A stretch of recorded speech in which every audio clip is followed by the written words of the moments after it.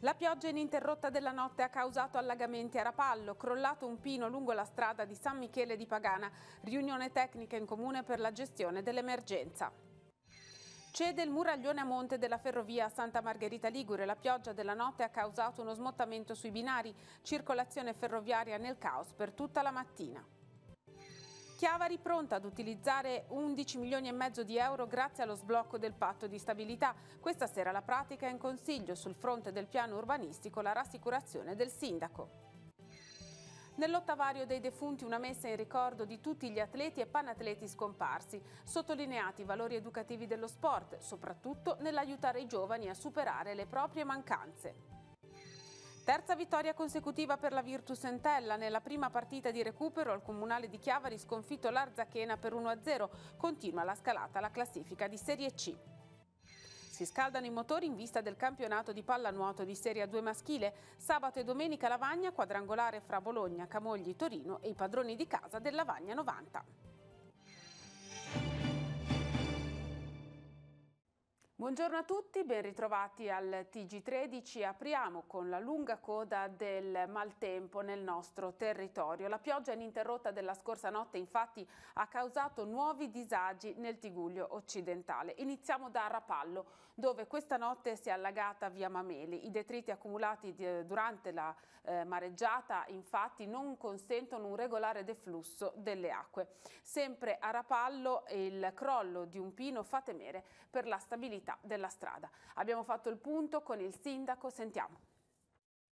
Allagamenti diffusi in via Mameli nella notte a Rapallo. La pioggia ininterrotta non ha risparmiato il centro storico cittadino. Abbiamo dei negozianti che sono andati a bagno completi, questo perché non sono pulite assolutamente i 7 scarichi a mare che abbiamo, sono ostruiti di tutto il materiale di questa mareggiata, perché non abbiamo avuto neanche il tempo della ripresa per poter intervenire su queste problematiche. Quindi la lotta è contro il tempo, la lotta è una lotta contro il tempo e naturalmente anche economica, perché i danni sono tanti.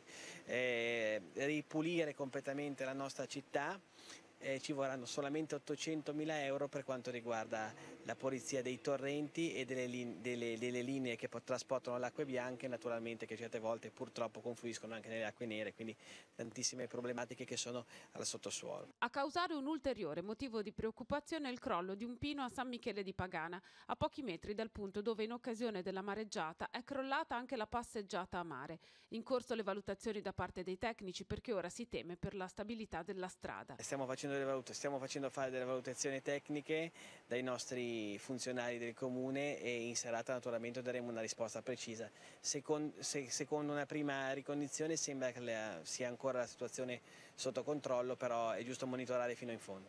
Altro punto caldo, oggetto di una riunione tecnica in comune, è quello della difesa della zona mare della città in caso di nuovi fenomeni meteo. Il lavoro che sta facendo il Porto Calorivo è un lavoro molto importante, continuo. Non hanno smesso, penso, una giornata, nonostante il tempo non ci abbia aiutato, ed è già ripartita la fase di messa in sicurezza. Mi risulta che la settimana prossima arriveranno dei primi massi, dei primi scogli che serviranno per fare una protezione provvisoria per quello che è la nostra città. Avremo un consiglio comunale. Un consiglio straordinario richiesto dalla minoranza, dove verranno affrontate punto per punto tutte le richieste dei cittadini. Ciò non toglie che l'aspetto primario è quello del lavoro e naturalmente l'ambiente, dove noi ci stiamo occupando tantissimo in questo momento per dare delle risposte concrete. Treni nel caos questa mattina fra Genova e Levante Ligure a causa di due diversi problemi sulla linea ferroviaria. Attorno alle 5 di questa mattina a Santa Margherita Ligure, dopo la pioggia insistente delle ultime ore, si è staccato un pezzo del muro di contenimento della strada che scorre accanto alla stazione ferroviaria. La frana è stata causata dall'infiltrazione dell'acqua nel muraglione e ha investito un treno regionale rimasto bloccato sul binario in direzione La Spezia. Il carrello del treno è scivolato fuori dai binari. Fortunatamente Fortunatamente non ci sono stati feriti, ma da quel momento sulla linea fra Genova e Sestri Levante si sono verificati ritardi e cancellazioni. Invece a Genova, nella stazione ferroviaria di Principe, un mezzo tecnico appartenente ad una ditta esterna a Rete Ferroviaria Italiana è uscito dai binari. Anche questo ha causato ritardi e cancellazioni nei treni, in particolare nel nodo genovese. Trenitalia ha attivato un servizio sostitutivo con 7 autobus per i viaggiatori del trasporto regionale. Per i viaggiatori della lunga percorrenza sono stati attivati 2 autobus fra Genova, Piazza Principe e Ronco Scrivia. Nel corso della mattinata poi la circolazione ferroviaria è stata ripristinata, sebbene su un unico binario, per consentire i lavori di messa in sicurezza.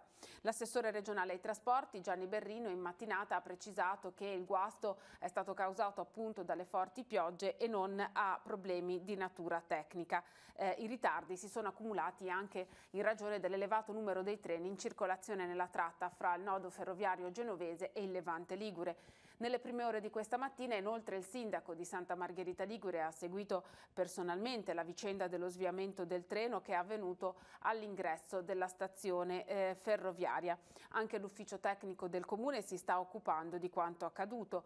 Ancora una volta il maltempo ha lasciato i segni sul nostro territorio già fortemente provato, ha spiegato il sindaco Paolo Donadoni. Fortunatamente in questi giorni il comune è intervenuto sulla rete delle acque bianche con una pulizia approfondita e gli scarichi hanno funzionato. Inoltre il comune di Santa Margherita Ligure fa sapere che a causa del maltempo c'è stato un riversamento di materiale in strada a Paraggi da lato monte e in questo caso sono in corso accertamenti. E la pioggia non ha risparmiato Portofino. Le precipitazioni insistenti di questa notte hanno gonfiato il Rio Fondaco. Il livello del corso d'acqua è cresciuto tanto da sfondare la pavimentazione della celebre piazzetta. Un grosso buco si è formato in piazza Martiri dell'Olivetta e in via Roma. L'area sulla calata è stata transennata, mentre nel vicolo che da Piazza della Libertà conduce fino al cuore di Portofino i militari sono già alle prese con i lavori di sistemazione. Problemi anche all'interno del Palazzo Comunale, come vediamo in questa foto. È convocato alle 20:45 di questa sera il Consiglio Comunale di Chiavari. 9 le pratiche all'ordine del giorno e 10 le interpellanze e gli ordini del giorno iscritti all'ordine dei lavori. Tra i punti la variazione al piano delle opere pubbliche che potranno partire a breve grazie allo sblocco di una disponibilità finanziaria di oltre 11 milioni e mezzo di euro. Nel frattempo il dibattito è aperto anche sul fronte del piano urbanistico comunale con l'attuale documento in vigore che andrà a scadere ai primi di dicembre. No all'edilizia residenziale in Colmata e no all'edilizia residenziale nell'area del Torriglia. Questo è quello che avevamo promesso e questo è quello che manterremo. Rassicurazioni e puntualizzazioni da parte del sindaco di Capua sul futuro urbanistico della città di Chiavari. Ai primi giorni di dicembre infatti andrà in scadenza l'attuale PUC, elaborato e approvato dall'amministrazione Levaggi e modificato in alcune parti dall'attuale. Il nuovo documento sarà portato in consiglio, assicura il sindaco, entro dicembre. Nel frattempo però tornerà in vigore il precedente documento urbanistico, il piano regolatore approvato dall'allora sindaco Agostino. Passaggio questo che ha suscitato alcune perplessità a cui replica il sindaco. Tutte le preoccupazioni di una cementificazione sono prive di fondamento. Tutte le variazioni sono state approvate dalla maggioranza e concordate con gli uffici regionali. L'architetto Galdi, che ha provveduto alla stesura, ha anche portato tutte le nuove modifiche previste dalla normativa in tema di edilizia urbanistica, che ha fatto cambiare diverse terminologie ed è un lavoro che è stato completato. Nel frattempo questa sera il Consiglio Comunale è chiamato a votare tra i vari punti all'ordine del giorno una variazione al piano annuale e triennale delle opere pubbliche. Gli uffici sono riusciti a sbloccare risorse per oltre 11 milioni e mezzo di euro. Per essere utilizzati e non riportati nell'avanzo di amministrazione entro fine anno dovranno essere bandite le gare. Gli interventi previsti sono diversi, si va dal 1,4 milioni per l'adeguamento antisismico delle scuole Mazzini fino al restauro dell'edificio di Ponente attiguo a Palazzo Rocca, per i quali sono a disposizione 514.000 euro. Somme che si aggirano intorno ai 500.000 euro saranno utilizzate per Piazzale del Buono, il centro polisportivo di via Gastaldi, per allestire gli uffici comunali di via privata Nostra Signora dell'Orto e per l'adeguamento del palazzetto dello sport di San Pier di Canne, che sarà dotato di impianto fotovoltaico a tetto. È importante anche ricordare un incremento dell'illuminazione pubblica LED per 800.000 euro che riguarderà una determinata zona della città, Corso Buenos Aires, Corso Italia e vie limitrofe. In questo tempo dell'ottavario dei defunti, il Panathlon Club Chiavari Tigullio ha riunito i propri soci per la celebrazione eucaristica in suffragio di tutti gli atleti e i panatleti scomparsi. Un momento di ricordo voluto anche per sottolineare i valori che lo sport promuove, anche attraverso testimoni del passato. La messa è stata presieduta da Don Andrea Buffoli nella Cappella Maggiore del Seminario di Chiavari.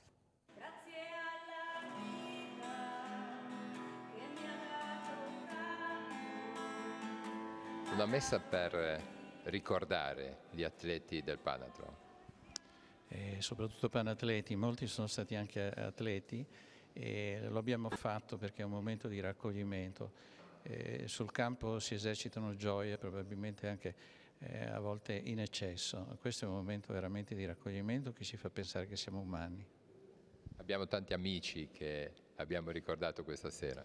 Abbiamo tanti amici che ci hanno lasciato, ma ricordo sempre, mi ha fatto piacere ricordare quello che diceva Sant'Agostino, che non ci hanno lasciati, sono presenti, sono invisibili e coprono con i loro occhi, con il loro entusiasmo le nostre lacrime. Lo sport aiuta ad educare. Lo sport educa nel momento in cui lo si fa, perché nello sport ci sono tante cose belle in gioco e mi pare che il Vangelo che abbiamo ascoltato insieme questa sera ci ha ricordato come ciascuno di noi nella vita deve mettere quel qualcosa in più che è solo suo, che non è di nessun altro e che aiuta a rendere quel momento unico. Così anche nello sport possiamo essere bravi a praticare uno sport, ma quel qualcosa che metto io l'altro non può metterlo ed è un qualcosa di unico. E poi il Vangelo ci ricordava dell'importanza del sentirsi nel bisogno, dell'educare alla mancanza. Ecco, lo sport educa alla mancanza, perché una partita persa, un fallimento, un'espulsione anche a volte ingiusta, uno sbaglio che uno può fare, è una mancanza con la quale soprattutto i giovani devono fare i conti. Ecco, se lo sport educa a vivere, a superare e a riconoscere per nome le proprie mancanze, direi che lo sport ha già fatto un grande lavoro educativo di cui c'è un grande bisogno oggi. E così apriamo la pagina sportiva. La Virtus Entella batte 1-0 l'Arzachena nel recupero di Serie C, il giorno dopo la decisione del TAR del Lazio che ha respinto il ricorso dei chiavaresi sulla riammissione in Serie B. Ha deciso un gol di Pellizzer al 7° della ripresa. Terza vittoria consecutiva per i biancocelesti che adesso giocheranno lunedì prossimo contro il Pontedera. Le interviste a fine gara. Si torna in campo, l'Entella continua a vincere, non sbagliano un colpo i ragazzi di mister Boscaglia che nel recupero della seconda giornata di campionato del campionato di Serie C hanno vinto anche contro l'Arzachena. Dopo aver battuto il Pisa nell'ultima giornata, l'Entella si lascia alle spalle un periodo molto difficile nel quale hanno parlato più tribunali e sentenze piuttosto che calcio giocato e torna in campo con lo spirito giusto, vincendo una gara importante contro un avversario di categoria decisiva. La rete di Michele Pellizzer al 56esimo, abile a risolvere a proprio favore una mischia e a segnare la rete del vantaggio, poi definitivo 1-0. Sono contento anche perché non mi era mai capitato di vincere la partita con il mio gol 1-0, quindi sono doppiamente felice, però al di là del mio gol l'importante è sfruttare anche le palline native che proviamo molto spesso col mister, con Filippi il secondo, e in queste partite sarà molto importante sfruttare anche i calci piazzati, vedi le punizioni o i calci d'angoli, perché si possono portare a casa i 3 punti anche con un calcio piazzato. Nel finale l'Entella controlla senza patemi, sale a quota 9 punti, il cammino è naturalmente ancora molto lungo anche perché i biancocelesti dovranno recuperare tantissime partite, però sicuramente l'avvio è stato dei più promettenti con l'Entella che nelle gare ufficiali disputate finora non ha mai perso e scenderà in campo lunedì sera contro il Pontedera per continuare la striscia positiva. Dopo il gol abbiamo sbagliato tanti gol che sicuramente potevano farci soffrire meno e che ci insegnano che dobbiamo essere molto più cinici davanti alla porta, perché oggi è bastato un gol, ma è possibile, anche probabile, che per vincere le partite comunque non basta sempre un gol. E quando costruisci così tanto devi chiudere le partite. Martedì c'è stato un processo, le chiedo se negli occhi della squadra c'è quella rabbia giusta per potersi andare a riprendere quello che è stato negato. Negli occhi dei ragazzi c'è la rabbia giusta, dentro di noi c'è la rabbia giusta per fare un grande campionato, che è quello che vogliamo fare. Io credo che non si debba più pensare a quello che è stato, ma dobbiamo pensare a quello che sarà. Dal calcio alla pallanuoto, un prologo all'imminente campionato di Serie A2 maschile si terrà questo fine settimana a Lavagna con il torneo organizzato dalla società Lavagna 90 che vedrà protagoniste nella piscina del Parco Tigullio, oltre ai padroni di casa, 3 squadre di vertice, ossia Bologna, Camogli e Torino. Le partite inizieranno sabato alle 15 e proseguiranno fino alle 20 circa. Domenica le ultime 2 partite, alle 13:30 Lavagna-Torino e alle 15 Camogli-Bologna. Vediamo.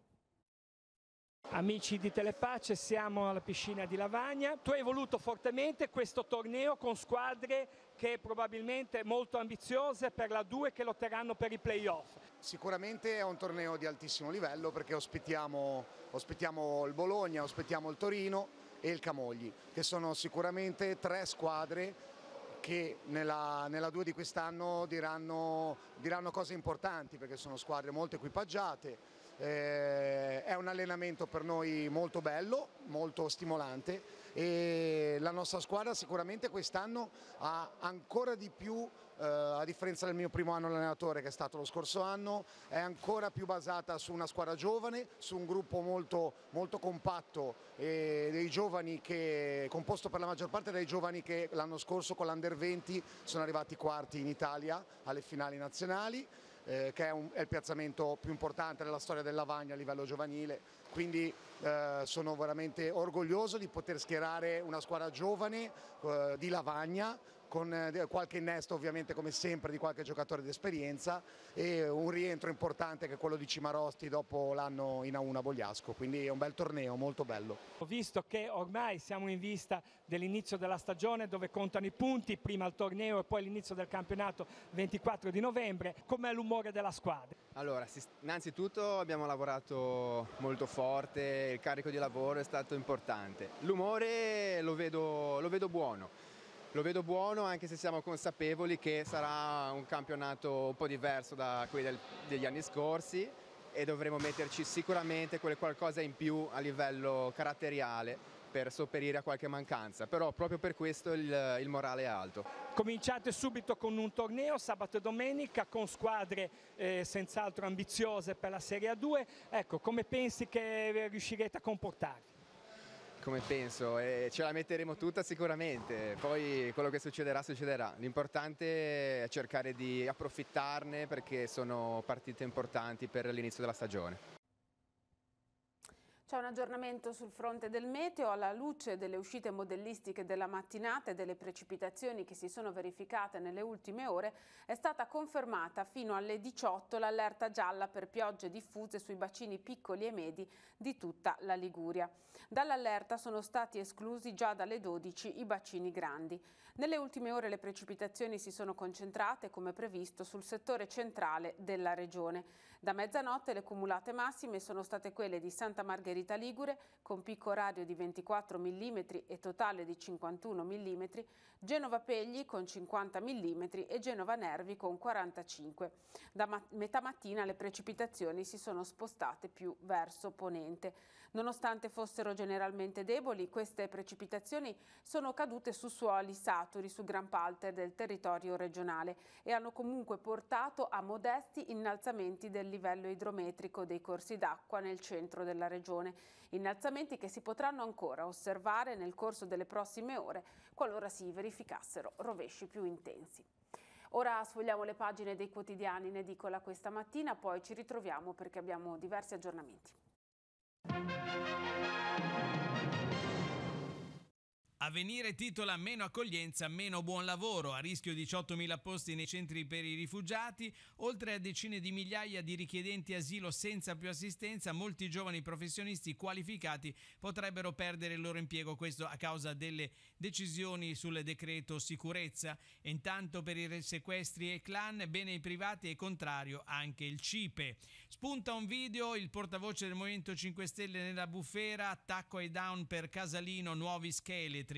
Prescrizioni si va al 2020, deficit, l'Unione Europea alza le stime, slitta l'allungamento chiesto dai 5 Stelle e la Lega propone una sanatoria per IMU e Tasi.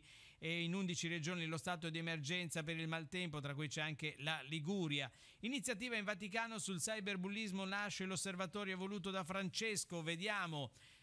Nasce il primo osservatorio di cyberbullismo in Vaticano, voluto dal Papa, incrocerà dati e buone pratiche. La struttura, promossa insieme a Fondazione Carolina, dedica alla prima vittima del fenomeno in Italia questa iniziativa contro il cyberbullismo. Ma veniamo al secolo XIX, balneari, danni per 100 milioni, Lega fino al 2045 le concessioni, Palazzo Chigi dichiara lo stato di emergenza, Conte stacca i primi 6 milioni e mezzo per la Liguria, ma per gli altri 14 servirà un decreto specifico. Fondi per l'edilizia scolastica dal governo, quasi 8 milioni per gli istituti del Tigullio. E poi nel reddito di cittadinanza anche il Movimento 5 Stelle adesso frena, scontro con l'Unione Europea sulle stime del deficit. Carico record di eroina sequestrato con blitz da film sulla rotta Liguria-Olanda. E poi Ilva volta pagina, arriva a Genova, Gel inizia l'era di ArcelorMittal. L'Entella cala il Tris e batte l'Arzachena, terza vittoria in 3 partite in Lega Pro. E veniamo nel Levante, già 100 barche rimosse a Rapallo, bonifica ambientale, 50 milioni di costo, si lavora senza sosta per portare via gli yacht danneggiati. Il sindaco in un mese e mezzo il lungomare va liberato, materassi, salvagente, giubbini, cartelli, intere catasti di rifiuti ancora da smaltire. E poi le panne per circoscrivere la chiazza inquinante attorno alla zona portuale.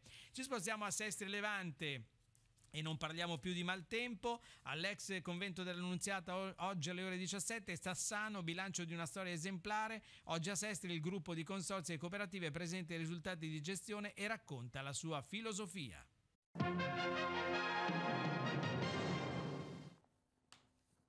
Un 32enne di Genova è stato arrestato dalla polizia perché ritenuto responsabile di una rapina aggravata ai danni di un uomo di 80 anni. I fatti risalgono allo scorso mese di maggio. Mentre passeggiava in Corso Torino, l'anziano è stato aggredito alle spalle, gettato a terra e colpito più volte. Una volta immobilizzato l'uomo, il rapinatore si è impossessato del suo portafoglio che conteneva 170 euro, i documenti e le carte di pagamento. Da qui sono scaturite le indagini condotte grazie alle immagini delle telecamere di videosorveglianza che hanno permesso di circoscrivere le indagini attorno ad un 32enne pregiudicato. La successiva perquisizione della sua abitazione ha permesso agli agenti di ritrovare la maglietta che indossava al momento dell'aggressione.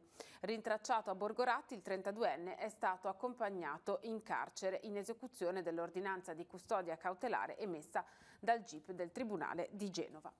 Ora andiamo in redazione per altri aggiornamenti. Per noi Andrea Capitani.